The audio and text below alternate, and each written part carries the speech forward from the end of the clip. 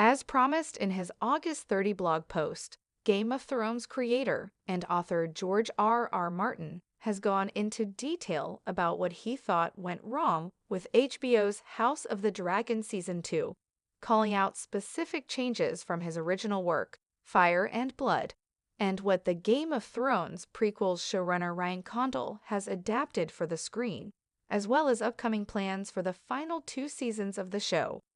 Martin's biggest critique laid out in a since-deleted Wednesday blog post titled, "Beware the Butterflies," was around differences between the Blood and Cheese plotline in the House of the Dragon Season 2 premiere, which features the death of a child character, and the story as it's told in Fire and Blood.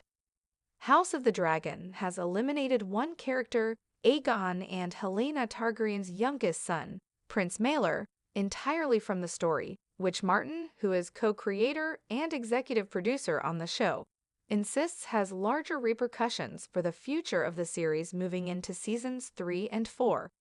In this version of the story, Aegon and Helaena have only 2 children, twins Jaehaera and Jaehaerys. When Ryan Condal first told me what he meant to do, ages ago, back in 2022, I argued against it for all these reasons, Martin wrote. I did not argue long, or with much heat, however. The change weakened the sequence, I felt, but only a bit, and Ryan had what seemed to be practical reasons for it. They did not want to deal with casting another child, especially a 2-year-old toddler. Kids that young will inevitably slow down production, and there would be budget implications. Budget was already an issue on House of the Dragon. It made sense to save money wherever we could. Moreover, Ryan assured me that we were not losing Prince Maelor, simply postponing him. Queen Helaena could still give birth to him in Season 3, presumably after getting with child late in Season 2. That made sense to me, so I withdrew my objections and acquiesced to the change. I still love the episode and the blood and cheese sequence overall. Losing the Helena's Choice beat did weaken the scene, but not to any great degree. Only the book readers would even notice its absence. Viewers who had never read Fire and Blood would still find the scenes heartrending. Maelor did not actually do anything in the scene after all. How could he? He was only 2 years old. There is another aspect to the removal of the young princeling, however. Martin went on to outline in detail how the elimination of Maelor could ultimately affect plans for the final 2 seasons of HBO's House of the Dragon, which Condal recently confirmed will end with Season 4 by revealing future major spoiler plots from Fire and Blood. Maelor by himself means little, Martin wrote.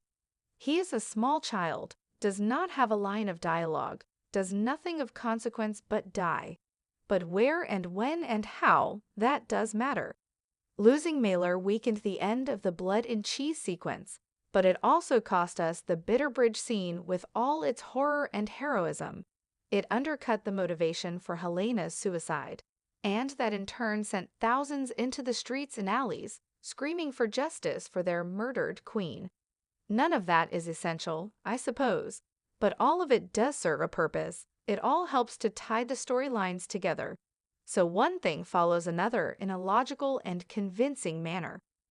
The A Song of Ice and Fire series author ended this blog post, which he deleted later Wednesday, by hinting at more issues for House of the Dragon moving forward, adding, "And there are larger and more toxic butterflies to come if House of the Dragon goes ahead with some of the changes being contemplated for Seasons 3 and 4. An HBO spokesperson responded to Martin's complaints Wednesday with the following statement obtained by Variety. There are few greater fans of George R. Martin and his book Fire and Blood than the creative team on House of the Dragon, both in production and at HBO. Commonly, when adapting a book for the screen, with its own format and limitations, the showrunner ultimately is required to make difficult choices about the characters and stories the audience will follow. We believe that Ryan Condal and his team have done an extraordinary job, and the millions of fans the series has amassed over the first 2 seasons will continue to enjoy it. On a recent episode of HBO's official House of the Dragon podcast, Condell explained that we had to make some compromises in rendering the story when it came to eliminating the Mailer character. The casualty in that was that our young children in this show are very young. Very, very young, he said, because we compressed that timeline. So those people could only have children of a certain age and have it be believable where it didn't feel like we weren't hewing to the realities of the passage of time and the growth of children in any real way. And people look at that stuff. And particularly with a show like this, they look at it very closely. So it was a choice made. It did have a ripple effect, and we decided that we were going to lean into it and try to make it a strength instead of playing it as a weakness. On August 30, Martin first teased on his blog that he would write a post about everything that's gone wrong with the Game of Thrones prequel show. I do not look forward to other posts I need to write about everything that's gone wrong with House of the Dragon, but I need to do that too, and I will. Not today, though. Today is Vozobra's day, when we turn away from gloom, Martin wrote, referencing the burning of Zozobra Festival in Santa Fe NM in a post about his summer travels. Martin was originally largely positive in his assessment of House of the Dragon Season 2. After watching the first 2 episodes, he wrote both episodes were just great. Dark, mind you, very dark. They may make you cry. I did not cry myself, but one of my friends did. Powerful, emotional, gut-wrenching, heart-rending. Just the sort of thing I like. What can I say?